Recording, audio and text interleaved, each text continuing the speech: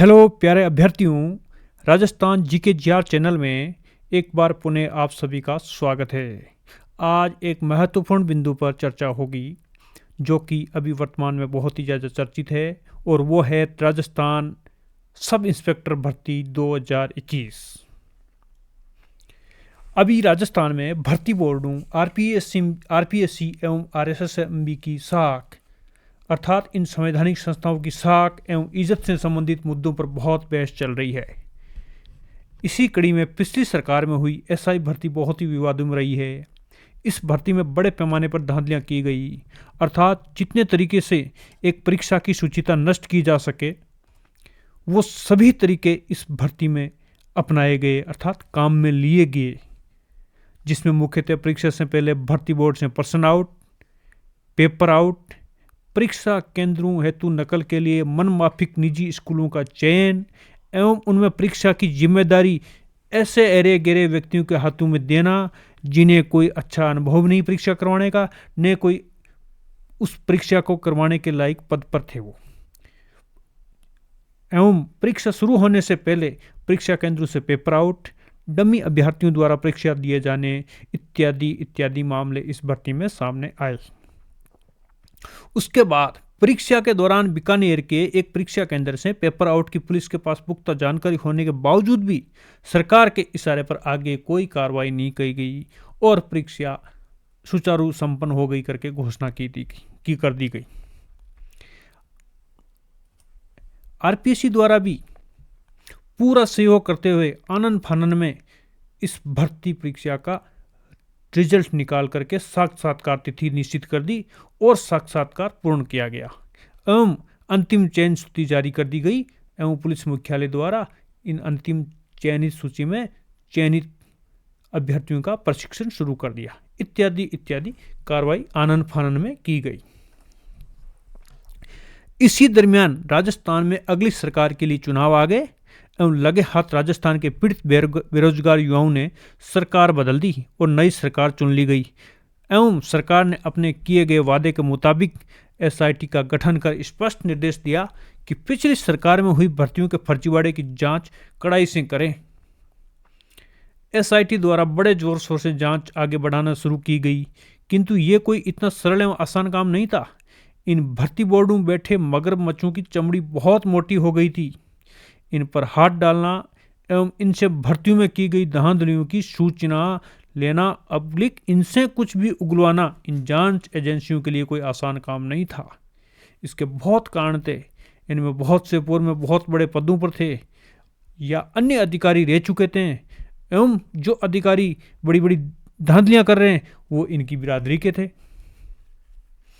किंतु राज्य सरकार के आदेशानुसार एजेंसियों को काम तो करना ही था और उन्होंने जांच आगे बढ़ाई तो जांच एजेंसियों के भी सिर चकराने लगे, क्योंकि जिस भर्ती में हाथ डाले जांच करने के लिए उसी में ही पूरा फर्जीवाड़ा सामने आने लगा। ऐसा करके जांच एजेंसियों ने 4-5 भर्तियों में जांच आगे बढ़ाई तो लगा कि इसी तरीके से तो पिछले सालों में हुई सभी भर्तियां निरस्त हो जाएगी एवं बहुत बड़ा हंगामा हो जाएगा और जांच में बहुत ही समय लगेगा, यानी कि वर्षों तक जांच जारी रहेगी। इसलिए ये सोचकर एक भर्ती एसआई 2021 की जांच पर निगाहें टिकाई जांच एजेंसियों ने, जिसकी जांच की हालत आप सबके सामने है। रोज समाचार पत्रों में, टीवी चैनलों में आप देख रहे हो। इस एक भर्ती में ही कई साल लग जाएंगे, फिर भी पूर्णतः जांच नहीं हो पाएगी। फिर भी जांच एजेंसी ने बहुत ही बेहतरीन तरीके से जांच की शुरुआत की और सफलता भी पाई, किंतु बड़े मगरमच्छों की रिमांड नहीं ले सकी। फिर भी काफी हद तक धांधली का पर्दाफाश किया।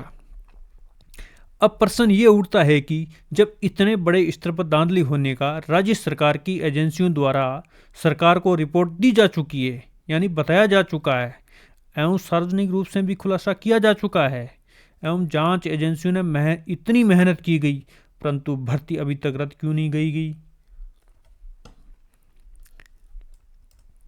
जबकि ये भर्ती रद्द होने की बजाय अभ्यर्थियों का प्रशिक्षण कार्य दुरुस्त, सुचारू, निरंतर रूप से चल रहा है एवं ग्राउंड प्रशिक्षण लगभग पूरा हो चुका है एवं प्रायोगिक प्रशिक्षण हेतु विभिन्न जिलों में नियुक्तियां दी जा रही है।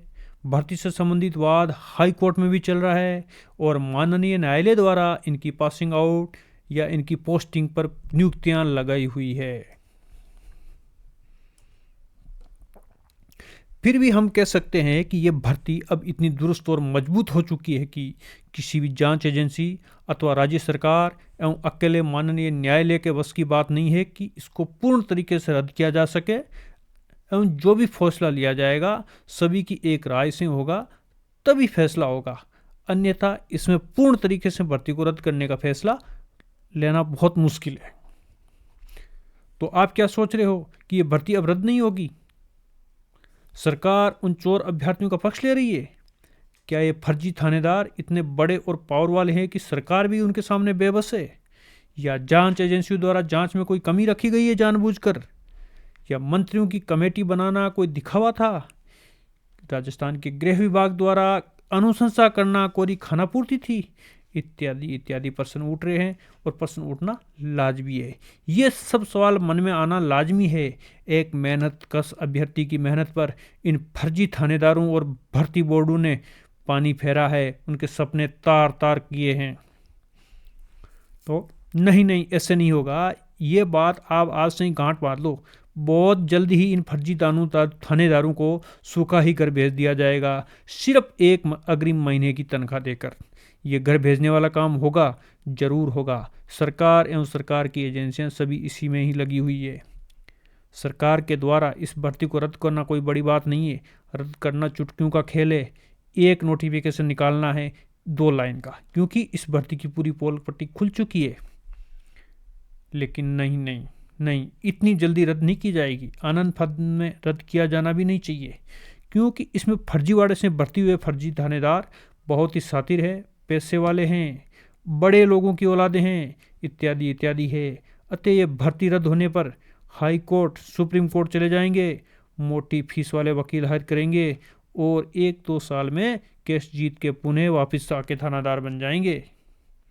अतः कोर्ट के आदेश से बहाल हो जाएंगे, वापस थानेदार बन जाएंगे, पूरी तनख्वाह भी लेंगे, इत्यादि इत्यादि। और ये सब सरकार और जांच एजेंसियों को अच्छी तरीके से पता है।